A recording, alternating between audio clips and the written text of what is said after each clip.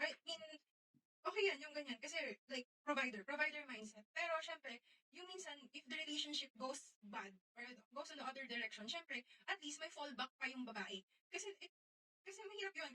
Kunwari, ikaw nagpo-provide doon sa babae.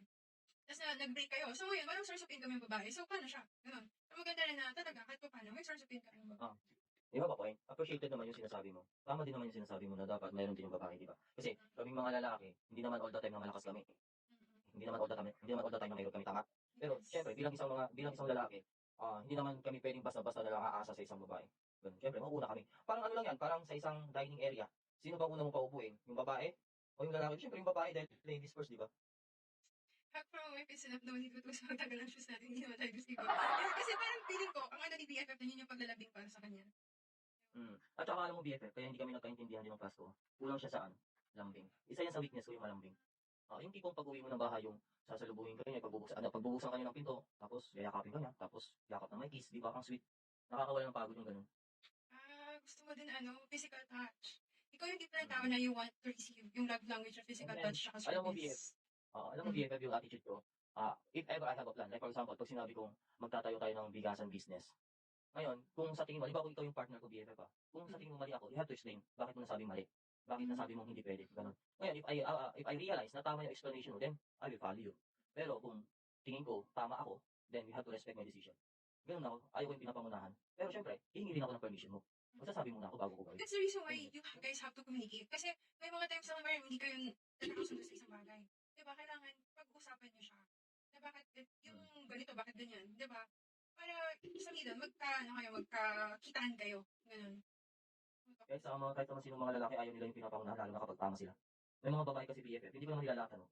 Pero yung mga ibang babae kasi, minsan, umakaasta kasi, parang sila na lang yung tama. Hindi magbaliktad na lang, sila na yung maghanap buhay, kami na lang sa bahay. May pinaghuhugutan ng sabat sila ng BFF. Ay, gosh. Alam mo BFF, kaya kita gusto maging BFF, kasi na-appreciate ko yung the way you talk, di ba, the way to explain in a situation. Alam mo na, di ba? Parang may nakakausap ako.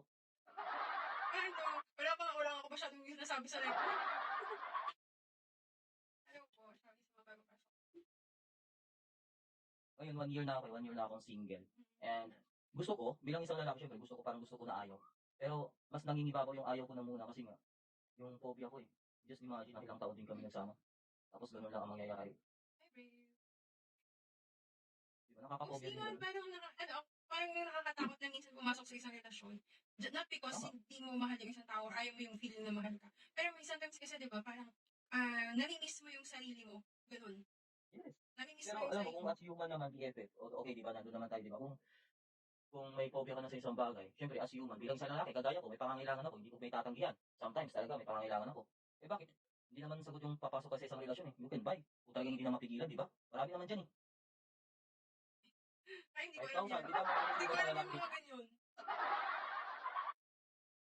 Ganun yun. Then after that, di okay na. Tapos back to life na ulit. Back to life na ulit. Ganun lang. Hindi dahilan yung papasok ka ng isang relasyon dahil may pangangailangan ka lang. No, it's not good. Napapa-face palm si Zion. Ang sabi ko, good God of War, pag hindi na talaga mapigilan, syempre tayo may pagtitimpi din utol. May time talaga na hindi na mapigilan, syempre. Kasi alam mo utol, in medical aspects, medical ba? Tama ba yung words ko? Kailangan din daw natin ilabas yan utol. Kasi pag hindi, nakakasama sa kalusugan natin. Parang naka-sound guard ka pa talaga. May pa-laugh effect ka pa na. Hindi, si Kiran, pangalan nito? Itong level 79? Kira. Na, Kira. Utol Kira, kahit naman sino utol, hindi mo pwedeng gawin yun na may karelasyon ka utol. Ang sinasabi ko utol, pag single ka, kahit naman sino, syempre, kasalanan yun utol, may karelasyon ka eh. Tama ka, God of War. Tama yan. Yan yung mga walang disiplina walang disiplina sa sarili. Pero utol, hindi ako ganun ha. Ako may disiplina ako sa sarili ko. Pero, may time talaga na syempre, tao lang tayo. Kaysa naman makapanakit. Di ba? Marami namang paraan. Shoutout po sa mga bagong pasok. Ito si BFF, nakikita ko. Nakikita ko kay BFF. Parang napaka-komplikado mahalin to. Alam mo. Actually, I know myself. Complicated talaga ako. Like, nakikita ko alam mo BFF, nakikita ko sa mukha mo parang there's a lot of ambition, there's a lot of reason, parang mga ganun. Kaya nasabi kong komplikado. Ako complicated talaga ako. I know that in myself. Like, may times kasi na ano, nagpo-push and pull ako. Parang, may time na kunwari, namimiss ko yung isang tao. May mga times naman na nag-umay ako dun sa isang tao.